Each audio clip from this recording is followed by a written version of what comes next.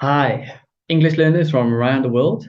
Today we're going to look at something that's not chunks, but is related to chunks, and it's conversational connectors.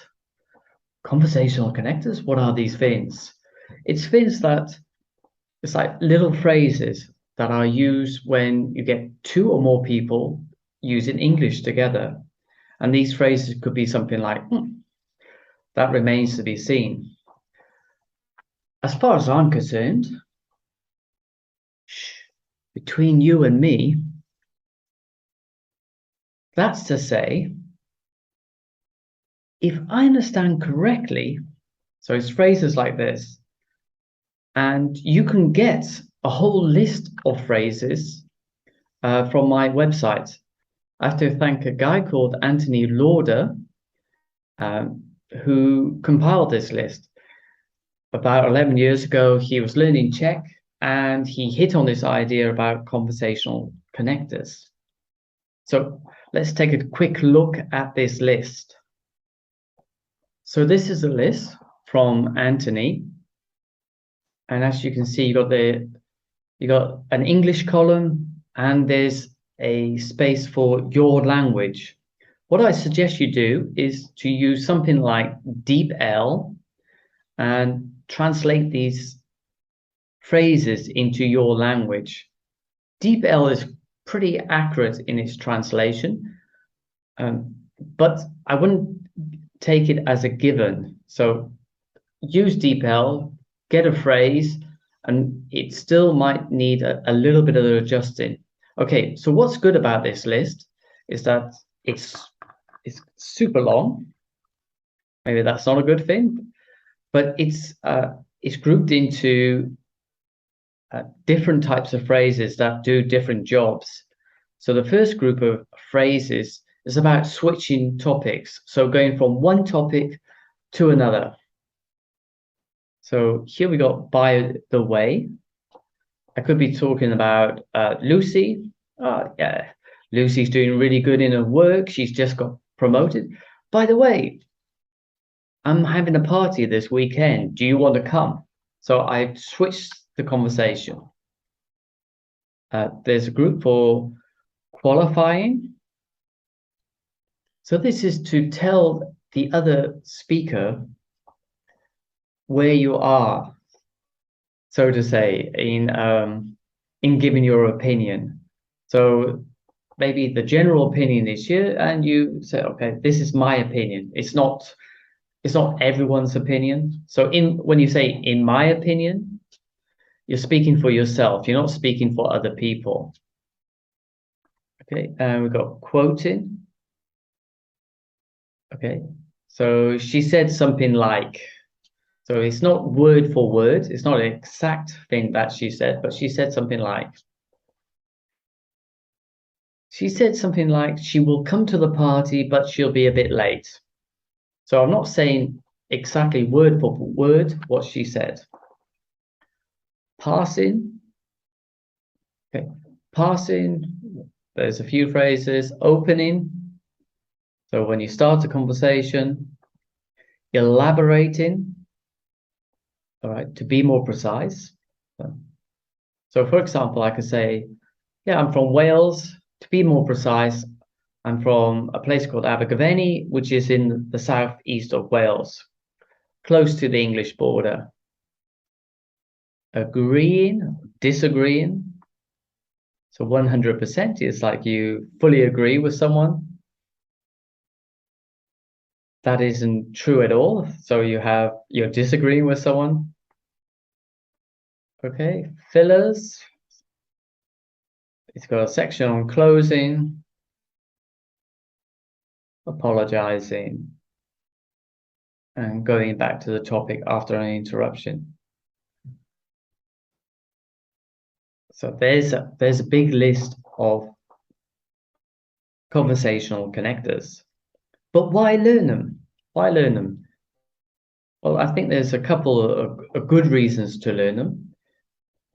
First one is that native speakers use these conversational connectors all the time, and it helps to make the flow of conversation easier. I think as someone learning English, how you will benefit directly is that you will feel less like you're interrogating someone. So it's be less question and answer. And this is what I've heard from a lot of people learning English is that they want to talk in a way like they talk in their own language. And when they're using their own language, they're able to give indication to their conversational partner where they're going with the conversation. And that's what conversational connectors help you to do. And also, it helps the listener. So the listener will have a better idea of what you mean by what you say. So when you say something like between you and me, they know you're going to tell them something confidential or a little bit of a secret. So they will get ready and they know that you're implying that you don't want them to tell anyone else. So those are some of the reasons why you should learn these conversational connectors. The next question is how? I think the most important step here in how to learn these conversational connectors is that you have to do a lot of listening to English. I guess reading. If you're reading a novel and there's dialogues in there, you will also get some of the language. But listening, especially to two or more people, that is very important. And then you will hear this language all the time. And the good thing about doing a lot of listening is then you can start to work out in what situations these phrases are used. I think when you initially start using these phrases, you'll be probably about 85% accurate in when to use it. But if you do a lot of listening, then it will improve your accuracy for using these phrases. The second approach is something I've developed some flashcards. And the idea with these flashcards, they're listening flashcards, and you see something on the screen and there's something missing. And the idea is that it forces you to listen carefully to the words being said, and then you can repeat them yourself. And through repetition, it should help you remember the phrases better. So let's go to Anki. By the way, Anki is free to download for most devices, unless you've got an iPhone where you have to pay something like $25. But for everyone else, it's free. Let's go to Anki. Here we are in Anki, and we've got our English conversational connectors. As far as I know. As far as I know. If you want to play it again, you can press the As far as I know. The old school way is press R. R for repeat. As far as I know. As far as I know. And here is the answer. So as far as I know. So the bit that wasn't shown was as I know. Okay, down here you can judge yourself. Was it easy? It will come back in 3MO. That means 3 months. Good, 1.2 months. Hard, it will come back in 4 days. And again, means it will come back in 10M, which is 10 minutes. So for this one, let's say good. Oh, I nearly forgot. Oh, I nearly forgot.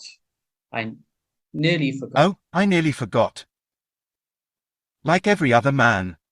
Like every other man. Like every other man. Now that it occurs to me, we're going to have a garden party. Would you like to join us?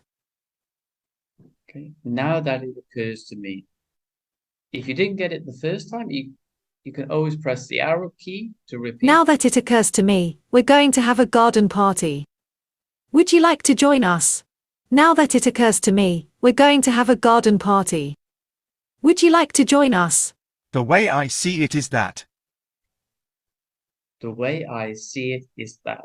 The way I see it is that. Okay. We'll do one more. I'm not certain whether we'll start today or tomorrow. I'm not certain whether. I'm not certain whether we'll start today or tomorrow.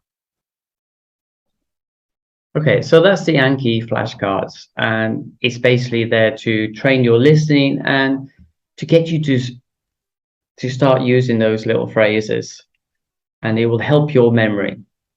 So you can get that pack in the link down in the description. So I would suggest get started with learning these conversational connectors and see how often you hear these phrases. What I suggest is to download the pack, and also when you're listening to English or reading a novel or something like that, is to listen out or look out for these phrases, and you'll be surprised how often they're used.